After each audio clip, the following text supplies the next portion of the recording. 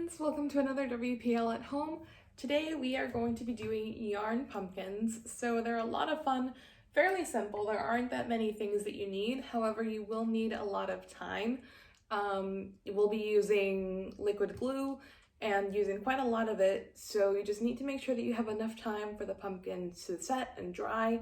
So I'm actually doing this over 2 days just to make sure that the pumpkins are fully dry and there's nothing that will get on my hands and that they can actually be used as decoration. So one of the things that you'll need is just some balloons. Mine are just plain, they don't need to be very big. And because you're making these for yourself and for decoration and just for fun, you can make them as small or as big as you would like. I think I've just got a pack of 15 balloons. It's completely up to you how many you would like to do. I would suggest some paper plates just because then you have somewhere to throw the glue on and sort of dip the yarn into. But you can decide how many plates you would like. I have a popsicle stick just because I feel like it might be a little easier to scoop up the yarn if I can't grab it with my fingers. I've also got some Mod Podge. This is, I think, the satin one. Any kind will do. This is just the kind that I happen to have. You can also just do some liquid glue if you would like, just some plain white glue. That should work perfectly fine as well. Like I said, this part will get really messy, as most of our WPL at home videos tend to be. And make sure that you have plenty of time. But this will be super fun for little ones that enjoy getting messy. You also will need just some yarn. I've got about 5 different colors. So I've got green, yellow, orange, white. I've got a sparkly white and just like a lighter green. These are the colors that I have and that I am hoping to use, but you can make them whatever color you would like. You can make them all orange, you can make them all white, or you can make a mixture.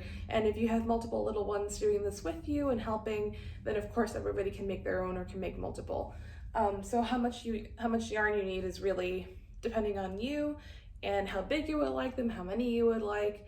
But I would say in general, a good bunch like this is about how much you'll need for maybe 1 to 2 of like a medium-sized pumpkin. And then for the stem, you can use some pipe cleaners. I just have green pipe cleaners, but of course you can also use like a brown one for the stem and then use green for the leaves if you would like. I will just be using green, but it is completely up to you. So let's get started. So I have about this much orange yarn. This is how much I'm starting off with. However, you know, of course you can do more or less.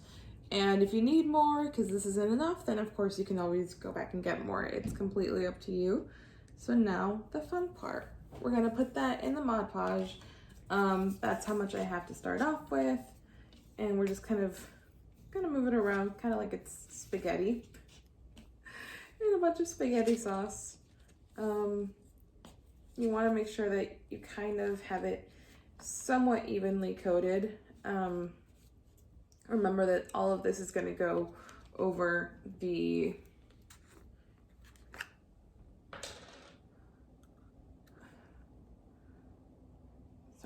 over the balloon.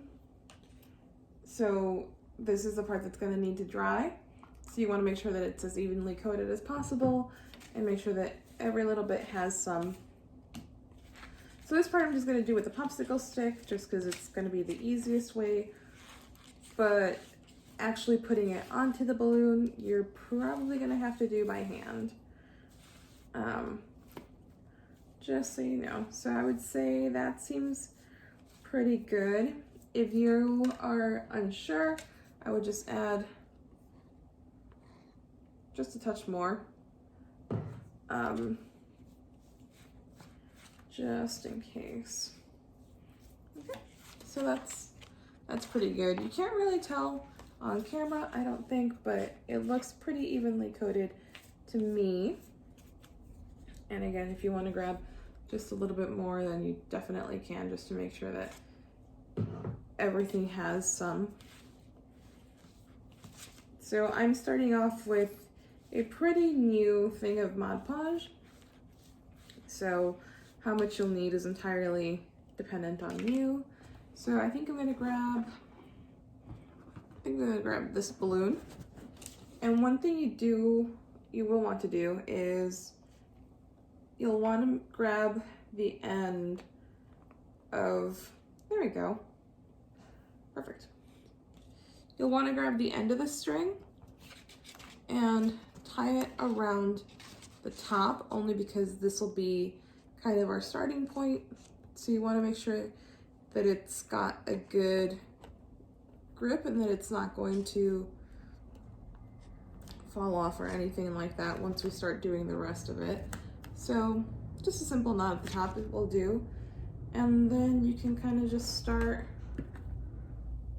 weaving it around the balloon like this.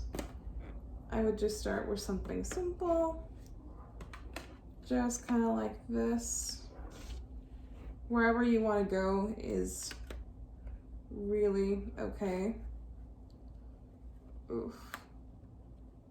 Now, like I said, this is the part that's gonna get very,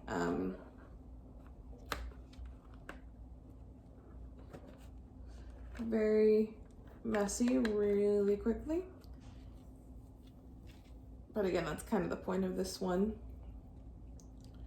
And if you wanted to do smaller strands of yarn, then you absolutely can. The idea is that, you know, you're just kind of forming the yarn ball around the pumpkin, but you can absolutely make the strands smaller if you find that that might be easier for you. This is just what I thought would be easiest for me, is to just do one long one.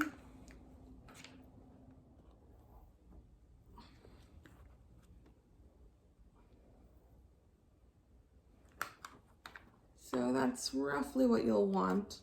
There's a big bald spot there, but that's okay.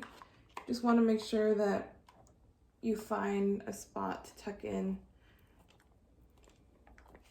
the yarn so that it doesn't come undone while it's drying.